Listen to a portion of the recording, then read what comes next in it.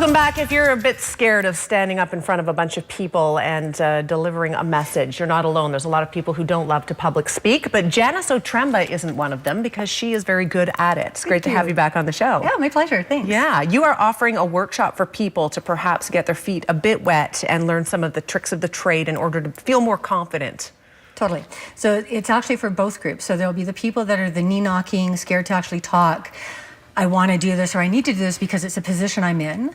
But a lot of the folks that come in are people that are already really good at speaking. And it's about taking their game up to the next level. It's that I'm already good, and what would I need to do to shift to have more of a competitive leverage or more of a competitive advantage?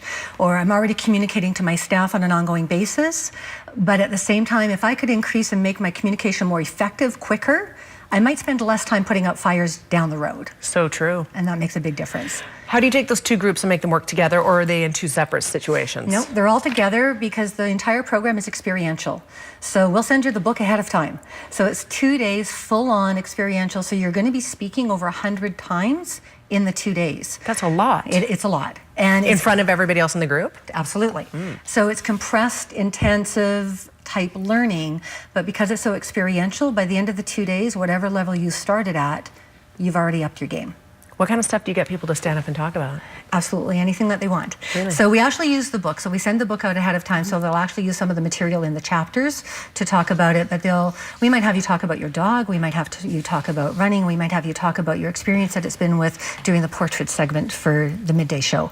It's on things you already know, because it's more important for you to pay attention to how your audience is receiving you and what your experience is, as compared to, well, I've memorized this and did I get it right? It's not about that. Let's hear about some of the success stories that have come out. Absolutely. I wish you could name names, but you can't. I can name some names, okay, if that's helpful. Yes. All right. So Bonnie Johnson is somebody who's been through the program and was already a very, very good speaker.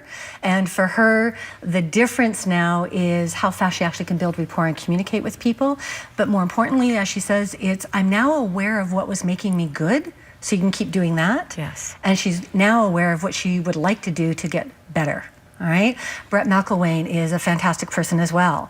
Came through the program and really was a good speaker, but has learned that slowing down a little bit, having more what we call pregnant pauses, just allows his audience and the people he's talking to take that information in even that much better. All right, so there's numerous people that have come through it. A lot of people that I work with are politics, are lawyers, entrepreneurs, salespeople. So for salespeople, the biggest thing is, what if I can show you a way to increase your communication effectiveness with specific tools so that you actually decrease how many follow-ups you have to keep doing to communicate the message. Absolutely. Okay? So it really is a combination of everyone from both spectrums, whether you're scared to speak or you're in a position where you don't want to say yes to an opportunity for fear of not doing well. All right, we've had somebody come through that was not getting the promotions that they wanted in the position because they were going to have to lead and train staff. So coming through the program, increasing their effectiveness in that process, they now got the promotion for the job.